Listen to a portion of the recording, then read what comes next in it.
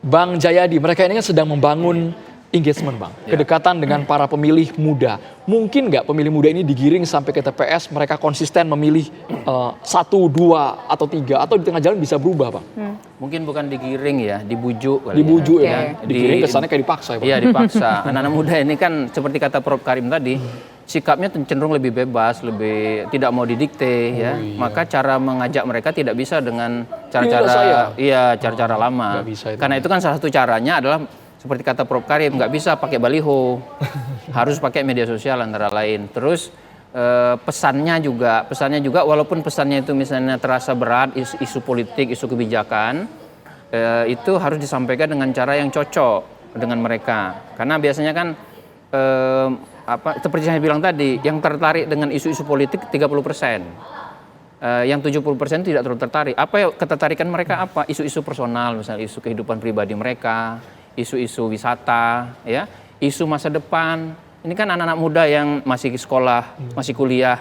Yang dia pikirin apa? Nanti kalau kuliah di mana, kalau kuliah bayar SPP gimana, kerja dan sebagainya. Hal-hal seperti itu. Nah, isu-isu kebijakan yang diusung oleh para calon presiden, misalnya isu pendidikan, itu harus dikaitkan dengan isu-isu yang real yang dialami oleh anak-anak muda ini. Kalau enggak nyambung. Karena mereka akan mengatakan, itu mah isu politik, nggak ada kaitan dengan gue, gitu kan?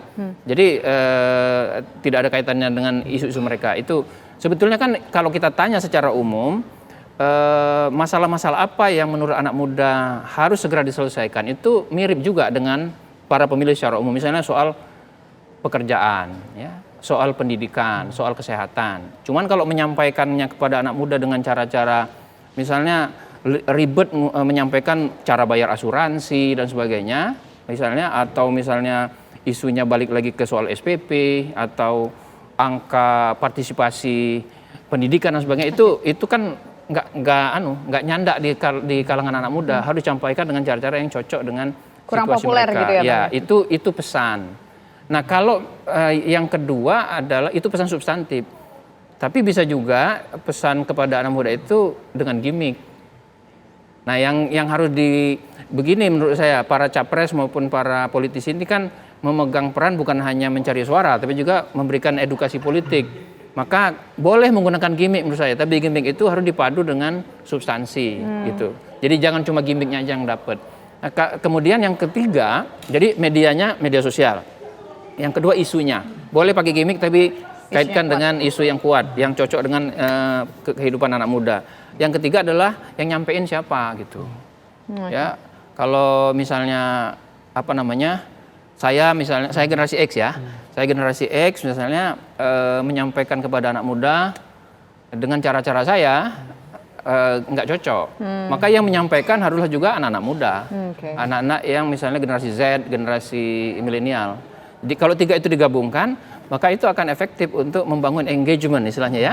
Engagement dengan para anak muda itu. Tapi kan ini yang kalau kita lihat ini kemarin misalkan Mahfud, kemudian juga Anies, mereka live TikTok sendiri gitu. Ini kan kalau dilihat dari generasinya juga bukan generasi milenial, bukan juga generasi Z. Nah, yang kayak gitu bakal efektif nggak, Bang? Ya kan generasi muda atau pemilih muda itu yang berumur 40 tahun sampai 17 di pemilu 2024 nanti, itu kan macam-macam juga.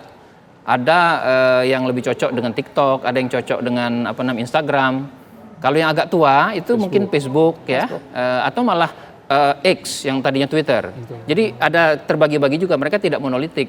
Karena itu para calon kandidat harus pandai-pandai melihat nih segmen subsegmen dari setiap anak muda itu. Misalnya ada 2 subsegmen besar. Segmen pertama adalah Z, segmen kedua adalah Y. Nah, Y itu nanti ada subsegmennya lagi. Ada yang generasi milenial yang sudah tua, kayak Mas Andro, generasi milenial nih, tapi sudah tua, milenial coret. Kalau saya X ya, jadi saya lebih tua, lebih senior. Ya, lebih senior. Karena gini, generasi milenial itu lahirnya menurut definisi 81 sampai 95. Kalau Z 95 sampai 2012. Itu kan beda-beda tuh. Tapi pengennya kami tampilannya lebih muda ya. Tapi Prof. Karim, singkat saja Prof. Karim. Ini kan trafficnya tinggi sekali. Ada yang mungkin ratusan ribu yang like, jutaan yang nonton. Mungkin tidak mereka ini tetap konsisten seperti bahasa Bang Jayadi tadi, dibujuk untuk memilih capres, Prof. Karim? Oke, pertama mereka yang memburu generasi Z melalui media sosial sudah menempuh jalan yang benar. Jadi artinya mereka bermain di kolam yang tepat. Yang kedua, apakah ikannya akan dapat atau tidak bergantung kepada caranya. Kita tahu secara konsisten, secara teori bahwa plasenta yang menghubungkan orang dengan pemilu di setiap usia ini. Plasenta yang menghubungkan orang dengan pemilu atau orang akan merasa tertarik dengan pemilu apabila ada sesuatu yang terfokus pada kepentingannya. Nah, oleh karena itu, jika ada live streaming, maka pertanyaan, pembahasan, jawaban yang tertuju dengan kepentingan si generasi Z ini akan jauh lebih mempersuasi ketimbang video pendek yang dikirim untuk mereka atau gimmick yang dibuat untuk mereka. Kenapa? Karena ketika dialog aktif itu kan akan mengarah kepada apa yang dia ragukan, dia pertanyakan, diharapkan, dia inginkan, dia cemaskan. Kemudian yang ketiga adalah seringkali terjadi simplifikasi soal anak muda ini, yang penting viral, yang penting gimmick, yang penting muda secara biologis. Fakta menunjukkan ketika saya tanya, mana yang lebih Anda cocok, apakah muda dari sisi usia, muda dari sisi gagasan, dan apakah Anda percaya kemudaan dan ketuaan ini imply atau berimplikasi dengan kebijakan? Ternyata jawabannya tidak. Jadi mereka menganggap preferensi mereka akan lebih kena apabila apa yang disebut dengan muda, apa yang disebut dengan kepentingan, apa yang disebut dengan gagasan itu terfokus kepada agenda mereka. Jadi kepentingan mereka, ketakutan mereka, kecemasan mereka, apa yang menjadi pertanyaan mereka. Dan boleh jadi pikiran-pikiran itu ada di anak muda sendiri, ada di kalangan tua yang berorientasi anak muda. Jadi ijtihad politiknya lebih kepada preferensi dan kepentingan anak muda, bukan soal simbol-simbol atau gimmick-gimmicknya. Itu yang saya temukan sampai hari ini. Oke, baik. Singkat saja terakhir sebagai closing statement, Prof. Ida. Anak muda itu memang merupakan target yang cukup menarik ya. Selama ini juga anak muda itu tidak mendapatkan tempat yang maksimal dalam konteks perpolitikan di tanah air. Nah, selama ini anak muda juga hanya menjadi food gators aja bagi para politisi. Nah, sekarang kita melihat di pemilu 2024 ini keterlibatan anak muda cukup mulai merangkak ya. Jadi apalagi beberapa partai politik sudah melibatkan anak-anak muda untuk betul-betul masuk ke dalam dunia politik.